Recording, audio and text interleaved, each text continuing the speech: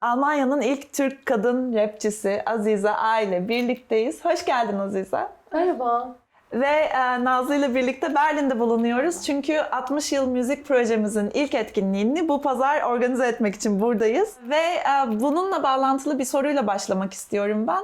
Gastarbeiter Groove deyince senin aklına hangi şarkılar, hangi müzikler geliyor? Çok güzel bir deyim bence. Daha doymadım. İlginç değil mi? Gastarbeiter Groove.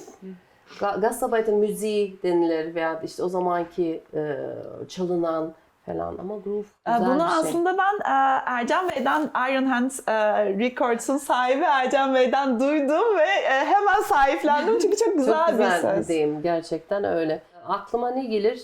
İlginç olan gurbet şarkıları gelir. Çünkü gurbet şarkıları sazı eline alan, türkü çalan, buradaki özlem çekenlere o yüreğin o boşluğunu dolduran müziksever insanlar aklıma gelir. Hip Hop'la nasıl tanıştın, nasıl başladı ben de söyleyeceğim. Sen de mi Hayır, söyleyeceksin? ben hiç söylemeyeceğim. Ben hiç söylemeyeceğim. Harika ya. Arkadaşımın stüdyosu vardı. Orada takılıyorduk.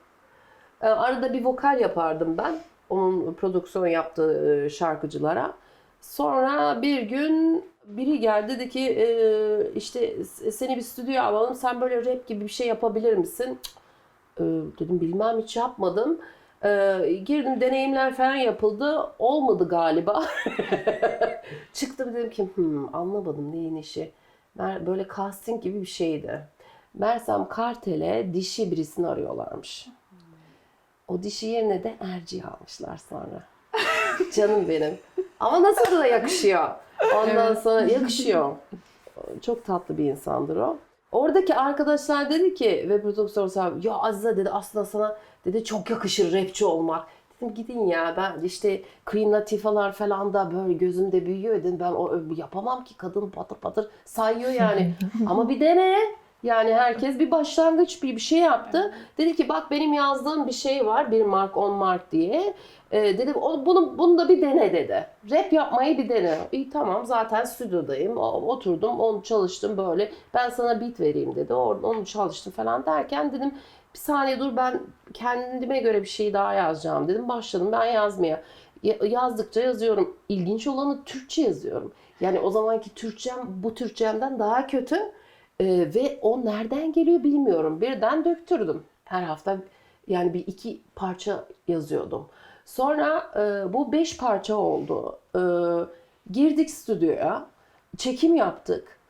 Ve o 5 parçayla ben festivallerde böyle opener, minik minik minik minik başlarken baktım bir kamera team geldi, ikinci kamera team geldi. Ben böyle şey oldum, ben stüdyoda deneyim yapıyordum, şimdi ne oldum ben, bu nedir yani, bunlar nereden geldi diye böyle bir güzellik oldu, hoşuma gitti, hoşuma da gitti tabii ki. O 5 parçadan birkaç parça daha ekledik, resmen albüm oldu. As a Side diye ilk albümüm 96-97'de çıktı piyasaya, 96 sahnelerde söylemiştim, okumuştum. Ve o albümle 5 yıl ben bütün dünyayı gezdim diyebilirim. Ben yaptığım şeye sonradan aşık oldum. Yani yaparken o sadece bir deneyim de bu neymiş bir bakayım bu. Okey merak. Ama o yaşadıklarımı ve bana o müziğin neler yaşattığını görünce dedim ki bu nasıl bir şey ya. Şu an o kadar özgür hissediyorum ki kendimi.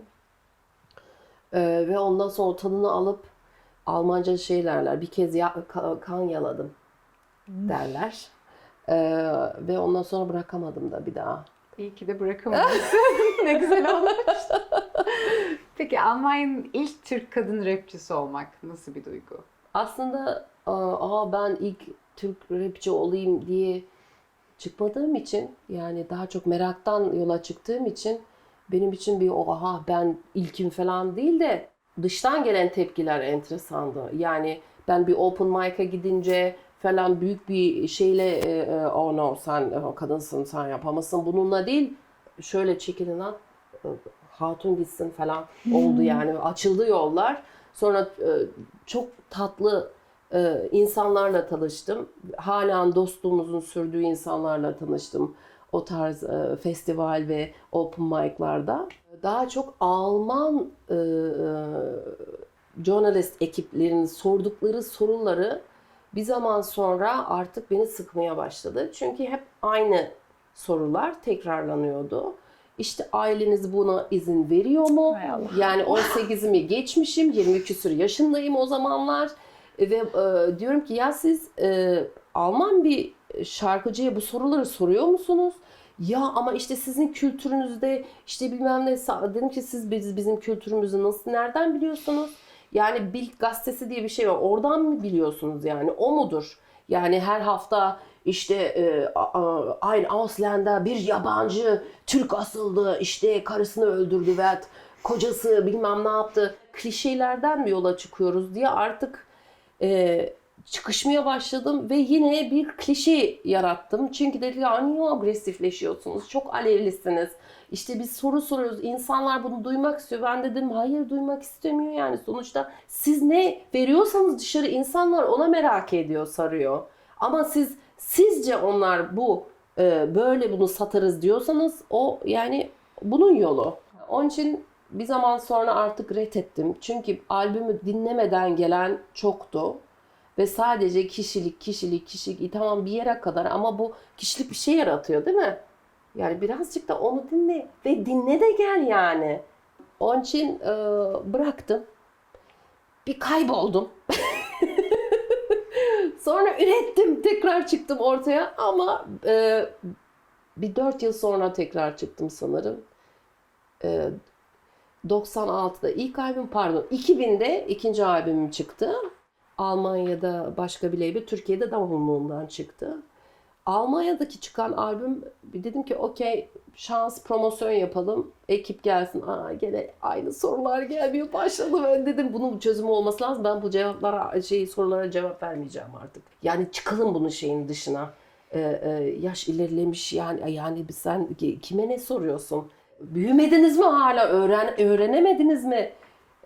Diye yok, onun bayrağı olmak istemedim yani. Zaten bir ara Kreuzberg'de Azize Oranienstrasse'de geziyor, kamera timsiz gezmez diye adım çıktı, ona da sinir oldum dedim ya hiç doğru değil.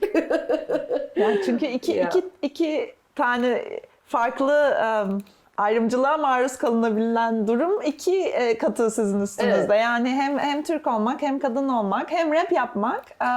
Evet, doğru söylüyorsun. Ve şöyle bir şeyle de karşılaştım. Ben de çok uzun zamandır rap yapan arkadaşlarda şey oldu yani sen aslında o zamanlar bizim kapımızı çalman lazımdı. Niye? Sonuçta biz bu işin ustasıyız falan. Bir de şey vardı, bu kadın nasıl kendi yolunda bunu yapabilir? Yani bunun bir crew'su, bir şeyi yok. Niye bize gelip de sormuyor da kendi başına iş yapıyor? Sonra dedim ki bunu bu anlamda vay be dedim, okey. So I feel discriminated. Bir de kadın olduğu için tuttuğu falan. Ya Öyle de bir şey. tabii Öyle sonra şeyler işte var. sözlerini kendi yazmıyor. Neler yani duydum bir takım şeyler. Evet, Kreuzberg'de büyümedim. Evet, sokakta yaşamadım.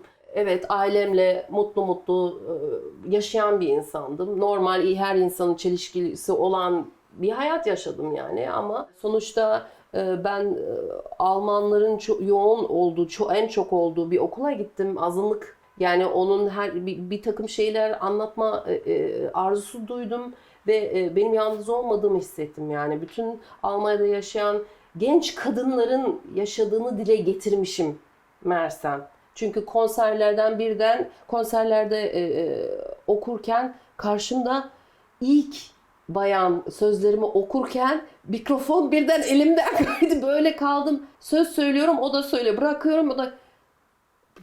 Yani büyük bir şaşkınlık yaşadım çünkü hiç beklemiyorsun karşındaki seyircin senin okuduğun lyricsleri o da bilsin. Yani öyle bir düşüncen yok ki, heyecandan geberiyorsun zaten sahnede, birden bakıyorsun ki o benim ağzımla onun ağzı aynı. Ve sahne sonunda yanıma gelip Azize iyi ki yazdım bunları. Şöyle böyle zamanlar geçirdik.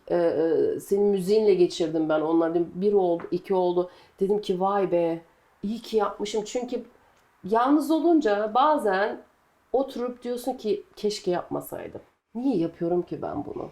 Yani bu kadar şey oluyorsun bir şüphe. Aynen, teşekkür ederim. Şüphe oluyorsun ve yapmayayım daha iyi dediğimde olmuştur. Ama sonra dayanamayıp yine her zaman tekrar kalkmışımdır. Yani önemli olan da o. Düşüp kalkacaksın. İşte hayat bu. Evet, devam ediyoruz. Devam ediyoruz, evet. Sonra zaten tek değildim. Almanca rap bayan kadınlar vardı. Cora E. Almanya'nın ilk kadın rapçisi ile turneye çıktık biz. Sonra bir takım başka kadınlar da çıktı turneye. Sonra zaten Sultana ile tanıştık. Çünkü aynı ekiple tanıştık. O Amerika'dan gelme. İstanbul'da onunla güzel projeler yaptık derken bugündeyiz. Peki yine de bize hip hop ve böyle rap dünyası genel olarak çok erkek domine geliyor. Yani daha az kadın olduğunu düşünüyoruz. Niye böyle? Şimdi şöyle bir tezim var benim. Bu benim tezim ama. Biz kadınlar, ben yani bir yere kadar takılıyorum. Bir yerden sonra benim takılmam biter. Yani erkeklerin bir crew olunca gece gündüz takılma ortamı, üretim, takılma, üretim. Ve ailesi olsa bile o stüdyoda o bir gün, 2 gün kalabiliyor. Ama bizler aile edindikten sonra bir sorumluluk, yani onlar sorumsuzluk demek istemiyorum ama yani onların sırtı korunuyor. Sonuçta biz çocuk... Arkalarında bir kadın var. Yani. Ay ne güzel söyledin. Çocuk doğunca hele yani bir dünyanın bir değişiyor.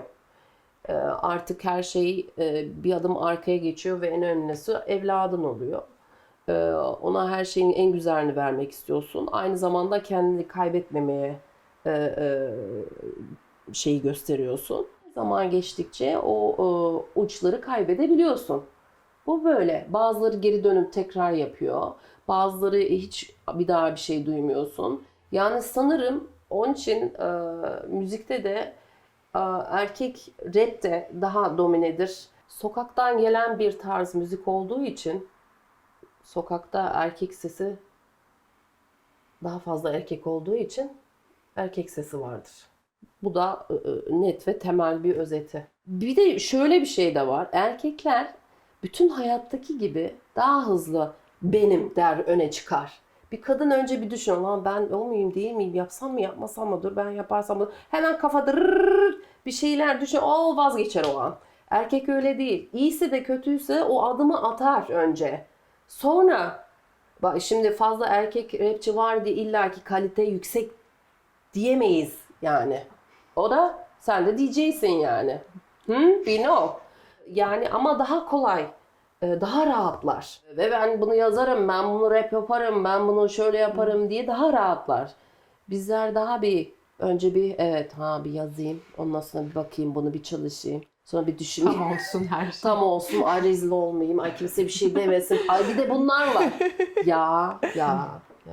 Bu kadınlık halleriyle çok bağ kurdum. Az önce konuştuğumuz ve şu anda hani 3 kadın oturmuş sohbet ettiğimiz için de çok mutluyum. En son bir soru soracağım. Bu daha yine genel bir soru. Türkçe rap bugün nasıl görüyorsun? Gayet başarılı görüyorum. Duyduğum parçaları, kalitesini, sözleri, başkaldırıyı, her şeyi söyleyebilmek. Zaten ben sanata İşte bu böyle olmalı demem. Yani bir insanın içinden nasıl geliyorsa onu öyle yapmalı. Belki kabaca bir kuralları vardır ama onun çapısında yaparsın bunu. Ama bence hiçbirimize abi iyi olmuş, bu kötü olmuş. Şöyle diyebilirsin. Ben galiba sevmedim. Ben de bir yerime dokunmuyor. Yani kalbime veya beynime dokunmuyor şu an. Ama emeğine sağlık. Çünkü ben beğenmeyebilirim ama bir milyon insan beğenebilir onu. Değil mi? Yani sanat böyle bir şey. Bir çaldığımız seti çok severler. Biri çıkar der ki bu neydi ya der. Ya da bunun sesi çok sesli, bunu kız der. Bence gayet güzel gidiyor. Türkçe rap gayet yerini buldu. Pop aleminde de yerini buldu. Chartlarda da yerini buldu. Olması gereken bir yerde. Bence gayet güzel gidiyorlar. Süper. Çok teşekkür ederiz. Muhteşemdi. teşekkür ederim. Teşekkürler.